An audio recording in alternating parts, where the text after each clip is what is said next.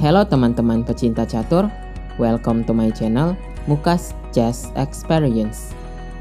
Jadi pada video kali ini kita akan kembali menganalisa partai dengan format catur 960 dari turnamen Champion Showdown. Dan sebagai informasi tambahan, turnamen ini berlangsung selama 9 babak dan diikuti oleh 10 Grandmaster undangan khusus dan mereka bermain secara online.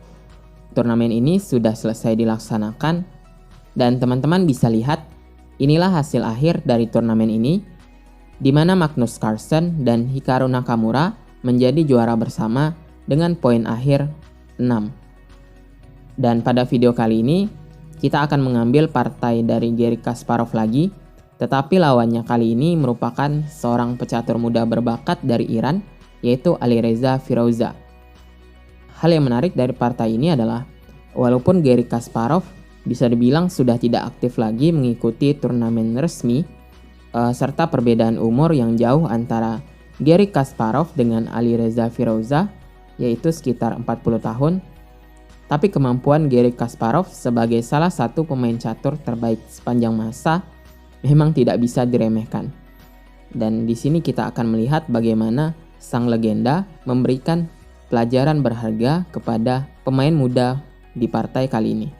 Baiklah, jadi karena format yang digunakan adalah format catur 960, maka seperti yang teman-teman lihat di sini, posisi buah catur yang ada di belakang pion, posisinya diacak, tapi untuk langkah-langkah buahnya masih sama seperti catur yang biasa kita mainkan.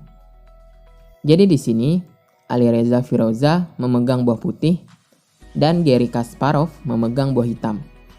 Dan permainan dimulai dengan pion ke G3 dari Alireza Firouzja untuk langsung membuka diagonal bagi gajah yang ada di H1. Hitam membalas dengan pion ke D5, lalu pion ke D4, dan pion ke G6. Jadi teman-teman bisa lihat di sini, walaupun format catur yang digunakan berbeda, tetapi prinsip dasar dari permainan catur tetap digunakan oleh para pemain catur di sini. Seperti di posisi ini, putih dan hitam sama-sama berusaha menguasai petak pusat, dan langkah pion di sini G3 dan G6 sama-sama membuka diagonal bagi gajah. Dan di sini putih melanjutkan pengembangan perwira dengan kuda ke C3 sambil mengancam pion yang ada di D5, dan juga ada ancaman lompatan kuda ke B5. Oleh karena itu, hitam menjawab dengan pion ke C6 untuk mencegah kedua ancaman tersebut. Lalu kuda ke B3, pion ke F5, pion ke F3, dengan tujuan menjaga petak pusat E4 sekaligus mempersiapkan dorongan pion ke E4 yang dapat dilakukan nantinya. Kuda ke C7 dari hitam, menteri ke F2, kuda ke E6, gajah ke D2, kuda ke D7, dan di permainan catur dengan format ini, kedua pemain masih bisa melakukan rokade, dan syarat yang digunakan masih sama dengan syarat di catur yang biasa kita mainkan, yaitu petak antara benteng dan raja harus dikosongkan, dan juga petak yang akan ditempati oleh raja dan benteng masih sama seperti catur yang biasa kita mainkan. Dan di sini sebenarnya putih juga bisa melakukan rokade pendek. Dan di sini Alireza Firouzja memilih untuk melakukan rokade panjang. Lalu kuda ke B6, raja ke B1. Putih memindahkan rajanya ke petak yang lebih aman, sekaligus memberikan petak C1 untuk gajah di D2.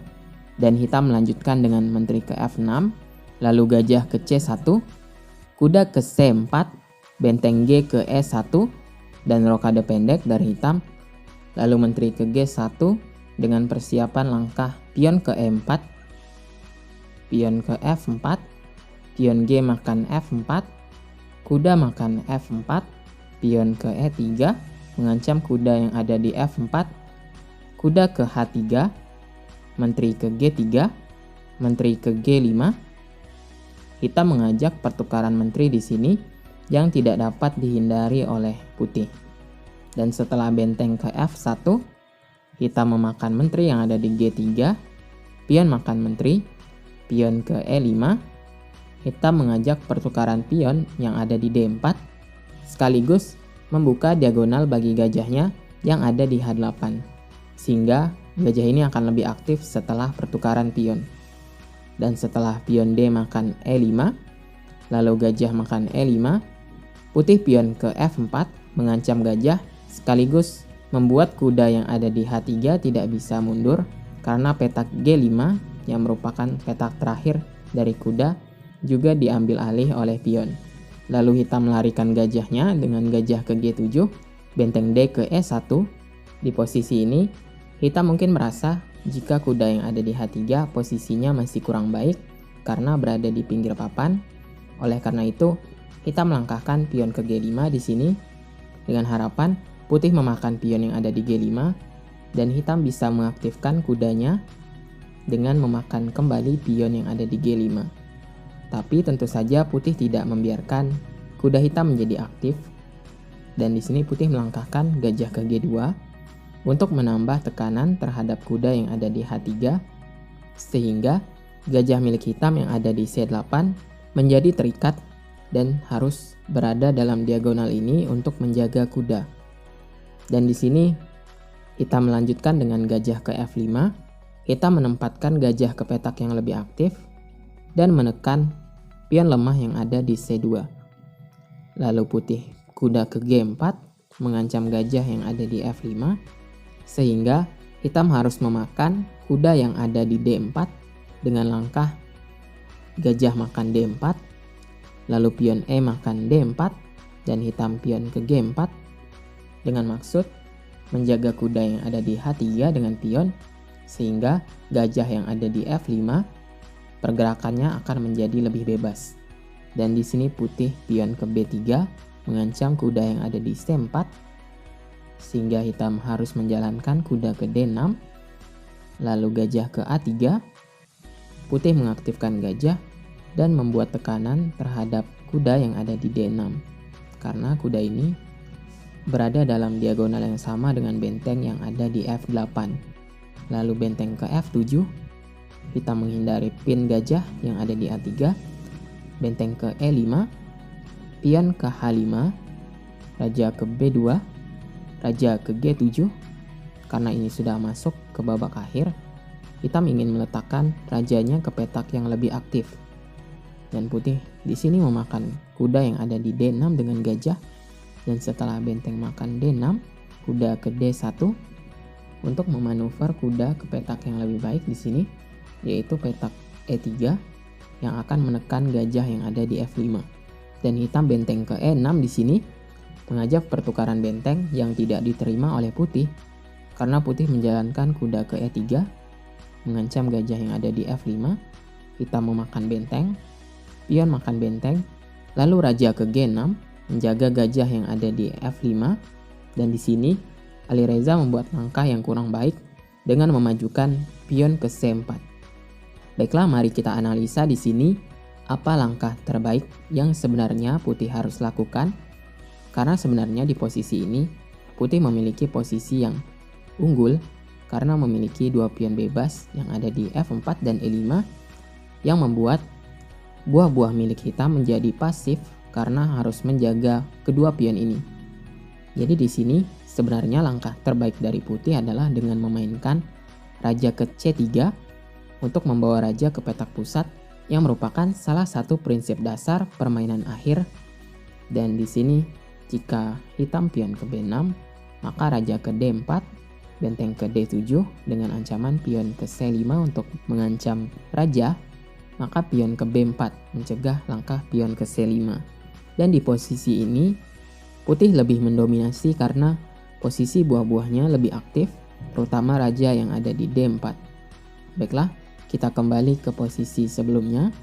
Dan di permainan, Alireza menjalankan pion ke C4 yang merupakan sebuah kesalahan di sini, sehingga hitam bisa memainkan pion ke D4. Hitam mengancam kuda sekaligus membuat pion bebas yang sangat kuat di petak D4. Dan putih kuda makan F5, lalu raja makan F5, benteng ke E1, Di sini kita melakukan langkah dobrakan yang sangat baik dengan pion ke H4 yang menghancurkan struktur pion putih yang sangat bagus di sini. Dan setelah gajah ke E4 dari putih skak, lalu raja ke E6, pion ke F5 skak, lalu raja makan E5 dan gajah ke D5 skak. Dan di sini kelihatannya putih akan menang kualitas karena langkah dari putih di sini dengan gajah ke D5 mengancam skak sekaligus mengancam benteng. Dan disinilah kehebatan dari seorang Garry Kasparov yang sudah memperhitungkan langkah-langkahnya. Dan di sini setelah raja ke F6, lalu gajah makan F7, raja makan F7, benteng ke E2 dengan manuver benteng untuk mendapatkan pion kembali di sini. Setelah pion H makan G3, maka benteng ke G2, raja ke F6, benteng makan G3, raja makan F5, pion ke C5, raja ke F4 mengancam benteng sekaligus mensupport dorongan pion untuk melakukan promosi.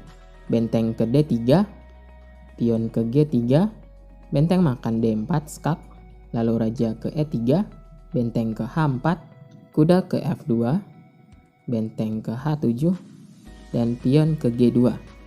Dan di sini Alireza Firoza menyerah karena pion milik hitam tidak dapat dicegah lagi promosinya. Sebagai contoh, jika benteng ke G2 di sini, maka raja ke F3 menjaga pion sekaligus persiapan langkah kuda ke G4 untuk menutup jalur bagi benteng. Dan jika benteng ke F7 skak, raja ke G3, benteng ke G7 skak, kuda ke G4 menutup skak, dan di langkah selanjutnya pion milik hitam akan promosi. Mungkin sekian penjelasan di video kali ini. Jika teman-teman suka video seperti ini, jangan lupa untuk like, komen, dan subscribe agar teman-teman mendapatkan notifikasi mengenai update video selanjutnya. Baiklah, thank you for watching dan sampai jumpa di video berikutnya.